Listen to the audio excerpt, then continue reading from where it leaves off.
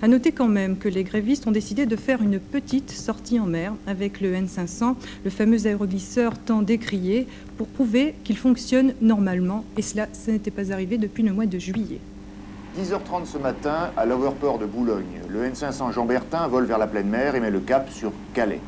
Un événement quand on sait que le Jean Bertin, lâché par Overspeed, était parqué dans un coin comme un vieux tas de ferraille voué à la rouille depuis le 18 juillet. Ce vol, ce sont les grévistes des services techniques de l'overport de Boulogne qui l'ont voulu, pour prouver que le Jean Bertin marchait encore et marchait même bien. Pour le constater, à son bord ce matin, il y avait un expert venu de Nantes, venu préparer une ultime expertise, prouvant, encore une fois, la fiabilité de l'engin et, à contrario, la mauvaise foi des Anglais. Alors, le Jean Bertin fonctionne aujourd'hui parce qu'on a voulu prouver, étant arrêté depuis le 18 juillet, et tout le personnel faisant grève, aussi bien cadre, maîtrise, sous la tutelle de la CFDT, nous avons voulu prouver que le Jean Bertin était capable de reprendre la mer à tout moment. Tandis que le Jean Bertin volait au large, à Boulogne et à Calais, les overports étaient complètement bloqués par le personnel technique en grève. À Boulogne, le Swift est bloqué depuis samedi. À Calais, les 3 vols prévus aujourd'hui ont été annulés, l'overport fermé par la Chambre de commerce pour éviter tout incident.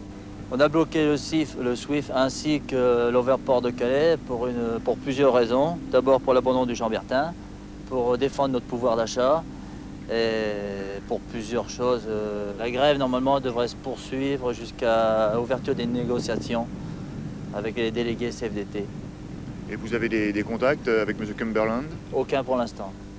De fait, le conflit qui affecte le service transmanche depuis maintenant plusieurs jours ne semble pas près d'être résolu, tellement le contentieux entre Anglais et Français est grand. Une querelle à laquelle il faut bien ajouter la rivalité ressentie très vivement sur place entre Calais et Boulogne. Une mauvaise ambiance générale, une certaine peur même face aux événements et à l'avenir, qui ont été jusqu'à affecter notre travail, puisqu'on s'est vu refuser aujourd'hui par la police de l'air et des frontières l'accès sous douane de l'overport pour filmer tout simplement le Jean Bertin, pour faire seulement notre métier.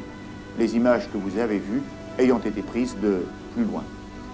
Pour le personnel technique, lui, menacé de licenciement pour la fin de cette année, il devrait être définitivement fixé sur son sort le 27 novembre, lorsque M. John Cumberland, directeur général d'Overspeed, présentera